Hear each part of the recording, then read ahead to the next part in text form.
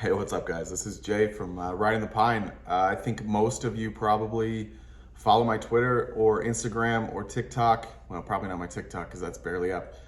From when we used to break cards together. And good to see you again. But that's not what I'm doing anymore. I have changed my direction, and I now am a full-time sports bettor. That's what I do for a living.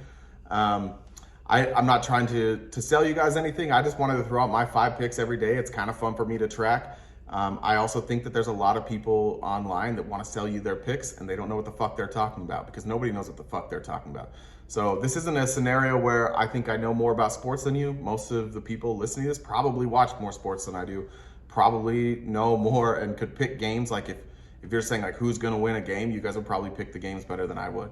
But what I do and the value that I think I bring in posting these picks is that I look at a more data-driven model. I make all my picks based on data, and if I can find an outlier where I think I have value over the casino, I take that pick. Now, I make probably between 50 and 100 bets a day, and these picks are actually going to be my favorite 5 picks every day. The ones that it's tricky, right? Because I'm going to choose the ones that mathematically I like the most, but I'm also going to pick ones that I feel like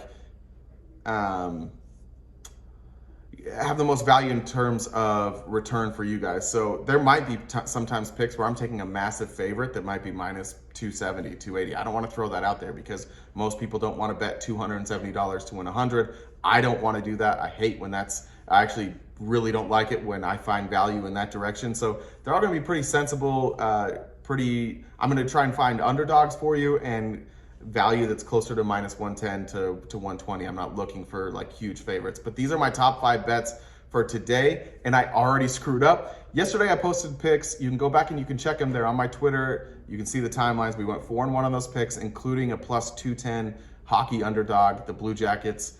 They won 5-4. But my mistake today is I have one hockey pick and the game is actually tomorrow. So still bet it, but the game is tomorrow. It's Toronto Maple Leafs versus Calgary. I'm taking the Maple Leafs on the money line at minus 120. They're well rested. The projections I have would have that line closer to 145. So I'm getting 25 points of line value, at least for me, that I don't have to lay. So I'm going to take the Maple Leafs, who are already the favorite, and I think the line is better than it should be.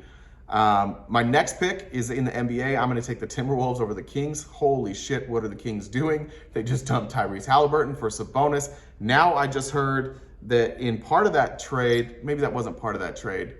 No, that's a different trade. That's a Pelicans trade. Never mind.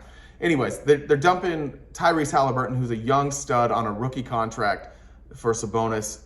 There's no way they're making the playoffs in the West with just Sabonis. I don't know if they have another big move in them, but it seems stupid. They're clearly tanking, at least currently. So I like Timberwolves, who are playing good basketball, who have better players. -9. I think I'd take that up to 11, 11.5. My projections have it at 14. So I have the Timberwolves -9 against the Kings. Next one is Kansas State versus Baylor. If any of you guys are Big 12 fans, basketball fans, you know the last time Baylor and Kansas State played, Baylor thumped them. It had to be 30 points. I can't remember. It was a big beating. But when this line came out, it was at +7, and I think a lot of the books and at least a lot of the sharp people that I follow thought it should be -5. They don't see the they don't see the difference in those teams being 30 points like the first game. And then the public went obviously heavy on Baylor. And so that number is going to move probably. It might go to 7.5 or 8, but the money is so heavy on Baylor or I guess the bets are so heavy on Baylor, but then the bet money is split pretty evenly, which tells me that the people who are in the know think that this line is lopsided. So I'm going against the public. I'm going to take Kansas State +7 at home against Baylor. Basically the same exact story in the next pick. It's Pitt +11 versus Florida State. Now they don't have a head-to-head where Florida State beat them by 30, but Florida State is supposed to be a good team. They're slumping. Pitt, not supposed to be that good team. Not supposed to be that good of a team. Nice English. And they're playing all right. 11 points is way too much for this game as far as the models go. Like, again, guys, like I'm not an expert. I'm not picking these games based on what I think will happen. This is based on line value, and +11 at -110 for two teams which on paper, like if you look at their schedule, they look pretty even. It doesn't make a lot of sense. That tells me that the books know that the public's going to be heavy on Florida State, so they open up that line to try and balance out their bets. I'm taking Pitt plus 11 going against the public again. And my last one, this one is a little different because this one is all about projections. And there's some people that I trust that I like their projections for prop bets. So in the NBA, you have the Warriors and the Jazz playing tonight. Donovan Mitchell, the over-under is 34.5 for points, rebounds, and assists combined. My projections and every good prognosticator that I've seen has Donovan Mitchell way up over 40. He could easily get the 34.5 with just points. So over 34.5 points, rebounds, and assists for Donovan Mitchell.